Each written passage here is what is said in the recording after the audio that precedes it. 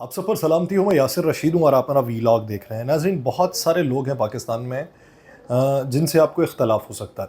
हामिद मीर साहब, बहुत सारे लोगों को उनके तर्ज़ सहाफ़त से इख्तलाफ होगा, लेकिन उनके सोर्सेज़ को आप डिनाई नहीं कर सकते। और उनकी जो बात है और पुराने अगर हवाले हैं तो उससे आप इनकारी नहीं हो सकते।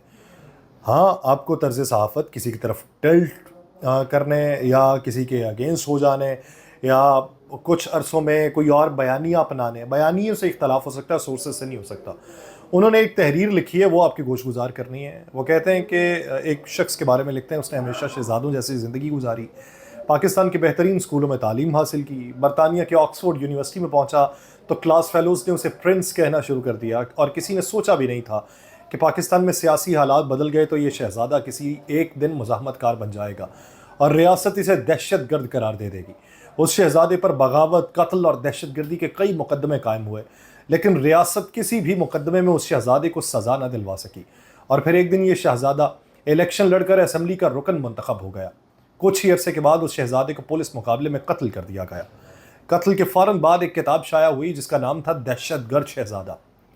उन्होंने कहा, आप समझ गए होंगे, ये किताब मीर मुर्तज़ा भुट्टो के बारे में थी और लिखने वाले का नाम है राजा अनवर, जो काबुल में दहशतगर्द शहज़ादे के साथ मिलकर काफ़ी अरसे तक पाकिस्तान में जनरल ज़ियाउल हक की फ़ौजी हुकूमत के ख़िलाफ़ मज़ाहमत को मुनज़्ज़म करने की कोशिश करते रहे। बहुत कम लोगों की तहरीरें पढ़ा करता हूँ, लेकिन ये तहरीर पढ़ी है तो इसे आपकी गोशगुजार करने का दिल किया।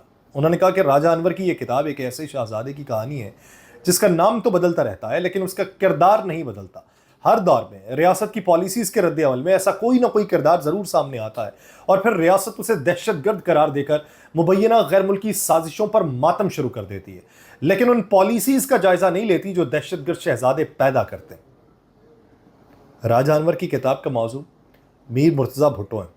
उस किताब के अंदर मीर मुर्तज़ा भुट्टो के साथ उनका ज़ाते अनात बड़ा वाज़ेह झलकता है, क्योंकि मीर मुर्तज़ा भुट्टो ने उन्हें पाकिस्तानी खुफिया इदारों का एजेंट करार देकर अफ़गानिस्तान में जेल भिजवा दिया था और ये इल्ज़ाम साबित नहीं हो सका और आखिरकार राजा अनवर रिहा होकर जर्मनी पहुंच गए और उनके कई पुराने साथी उस किताब में बयान किए गए बाज़ वाक़यात की सेहत से भी इनकार कर देते हैं। लेकिन राजा अनवर के मौक़िफ़ को आसानी से नज़रअंदाज नहीं किया जा सकता। उन्होंने ना सिर्फ जुल्फ़िकार अली भुट्टो के साथ मिलकर पाकिस्तान पीपल्स पार्टी बनाई, बल्कि भुट्टो हुकूमत में बतौर मुशीर शामिल रहे।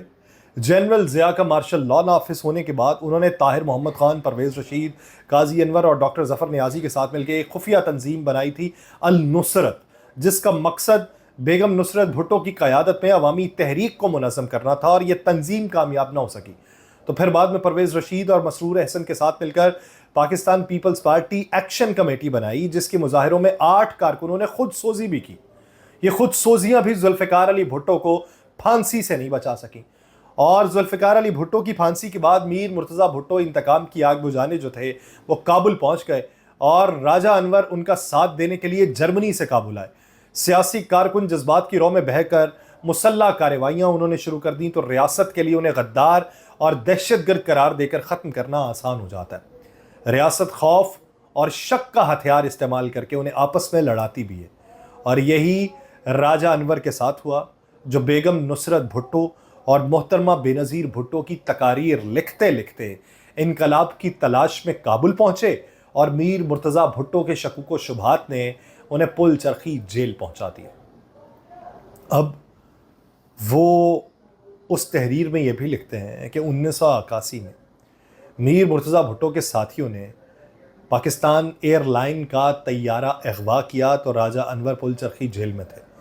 उसी जेल में उनकी मुलाकात हाई जैकिंग के मरकज़ी किरदार सलामुल्लाह टीपू से हुई और टीपू भी मुर्तज़ा की मर्ज़ी से जेल पहुंचा था। उस पर अपने एक साथी परवेज़ शनवारी को कत्ल करने का इल्ज़ाम था और सलामुल्लाह टीपू ने 1982 में जनरल ज़ियाउल हक को दिल्ली में हज़रत निज़ामुद्दीन औलिया के मज़ार के करीब एक फ़ोटोग्राफ़र के रूप में कत्ल करने का मंसूबा बनाया था और इस मकसद के लिए असलहा और बम जो थे वो परवेज़ शनवारी ने मुहैया करना थे और शनवारी ये काम नहीं कर सका, जिस पर मुबैना तौर पर टीपू ने काबुल वापस आकर शनवारी को कत्ल कर दिया और शनवारी के कत्ल पे पूरा शनवारी कबीला भड़क उठा था। डॉक्टर नजीबुल्लाह की हुकूमत ने टीपू को गिरफ्तार किया और कुछ अरसे बाद उसे सजाए मौत दे दी। राजा अनवर की किताब में जनरल ज़ियाउल हक पर सम मिज़ाइलों से हमले का जिक्र भी है और ये मिज़ाइल जो है ये मीर मुर्तज़ा भुट्टो के तोहफे में मिले हुए थे यासिर अरफ़ात की तरफ से। اس منصوبے کے ایک کردار آصف بٹ ایڈوکیٹ نے اپنی کتاب کئی سولیاں سر راہتی میں جنرل ضیاء الحق پہ ان میزلز کے حملے اور ان کے بچ نکلنے کا واقعہ تفصیل سے بیان کیا ہے۔ بٹ صاحب کی کتاب میں طارق بشیر چیمہ کا بھی ذکر ہے، جو ان کے ساتھ دمشق اور کابل میں میر مرتضیٰ بھٹو کی قیادت میں جنرل ضیاء الحق کے خلاف مزاحمت کر رہے تھے، لیکن بعد میں پاکستان مسلم لیگ کاف میں جا پہنچے۔ خود راجہ انور جو تھے وہ پاکستان پیپلز پارٹی سے الذوالفقار اور پھر پل چرخی جیل سے پاکستان مسلم لیگ نون میں پہنچے، اور ان کی کتاب بظاہر میر مرتضیٰ بھٹو کے خلاف ایک چارج شیٹ نظر آتی ہے، لیکن کتاب کا مطالعہ یہ بھی بتاتا ہے کہ میر مرتضیٰ بھٹو نے جو کیا وہ غلط تھا، لیکن انہیں غلط راستے پر چلانے کا ذمہ دار ایک فوجی ڈکٹیٹر تھا جس نے پاکستان کے آئین کے ساتھ دہشت گردی کی، اور اس دہشت گردی نے ایک دہشت گرد شہزادہ پیدا کیا جس نے میزلز کے ساتھ جنرل ضیاء کا پیچھا بھی کیا، اور پاکستانی ریاست کے اداروں میں بیٹھے مفاد پرست عناصر کی آئین شکنی کے نتیجے میں صرف جنرل ضیاء کے دور میں دہشت گرد شہزادہ پیدا نہیں ہوا تھا۔ وہ لکھتے ہیں کہ خود ذوالفقار علی بھٹو کے دور میں جب نیشنل عوامی پارٹی پہ پابندی لگائی گئی تو اجمل خٹک سے لے کر اعظم ہوتی تک نیب کے سینکڑوں کارکنوں نے کابل میں بیٹھ کر وہی کیا جو بعد میں میر مرتضیٰ بھٹو نے کیا۔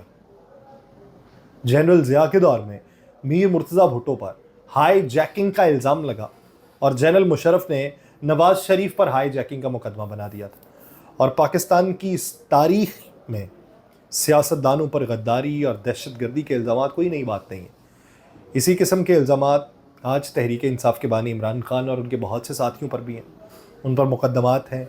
راجہ انور نے اپنی کتاب میں بیگم نصرت بھٹو اور محترمہ بے نظیر بھٹو کا میر مرتضیٰ بھٹو کی کارروائیوں سے تعلق جوڑنے کی ایک شعوری کوشش کی، لیکن اس کے باوجود محترمہ بے نظیر بھٹو 2 مرتبہ پاکستان کی وزیر اعظم بن گئی، اور نواز شریف پر بھی ہائی جیکنگ اور بغاوت کا مقدمہ بنا لیا گیا، اور مقدمہ انجام کو نہ پہنچا اور وہ 2013 میں پاکستان کی وزیر اعظم بن گئے۔ اب عمران خان پر بھی بہت سارے مقدمات ہیں، دہشت گردی کے بہت سے مقدمات قائم کیے گئے۔ اگر عمران خان واقعی غدار ہیں تو پھر یہ معاملہ بھی بہت اہم ہے کہ 2018 میں مبینہ دھاندلی کے ذریعے اقتدار میں کون لے کے آیا؟ یہ سوال حامد میر صاحب نے اٹھایا۔ وہ کہتے ہیں کہ پاکستان کی تاریخ کے مختلف ادوار میں ریاستی اداروں نے اپنی غلط پالیسی سے خود دہشت گرد شہزادے پیدا کیے، اور پھر ان شہزادوں کی سرکوبی زندگی اور موت کا مسئلہ بھی بنا۔ یہ ادارے میر مرتضیٰ بھٹو سے لے کر عمران خان تک اپنی تخلیق کردہ دہشت گرد شہزادوں کا احتساب تو کرنا چاہتے ہیں، لیکن اپنی خود احتسابی کی طرف نہیں آتے۔ جب تک پاکستان کا آئین و قانون سب کے لیے برابر نظر نہیں آئے گا، دہشت گرد شہزادے پیدا ہوتے رہیں گے۔ اب یہ ان کا ایک کالم ہے، ان کی ایک تحریر ہے۔ کس حد تک آپ متفق ہوتے ہیں اس سے، ماضی سے لے کے اب تک، اور کیا یہ اختراع انہوں نے ٹھیک نکالی ہے؟ اور پھر بات یہ کہ کیا موازنہ کیا جا سکتا ہے 2 شخصیات کا، یعنی میر مرتضیٰ بھٹو اور عمران خان کا؟ کیا وہ انجام جو ہے اس انجام کے خدشے کا اظہار کیا گیا ہے یا بدلتی رتوں کا حوالہ دیا گیا ہے؟ یہ فیصلہ آپ کے پاس۔ مجھے دیجیے اجازت، اللہ نے کے بعد۔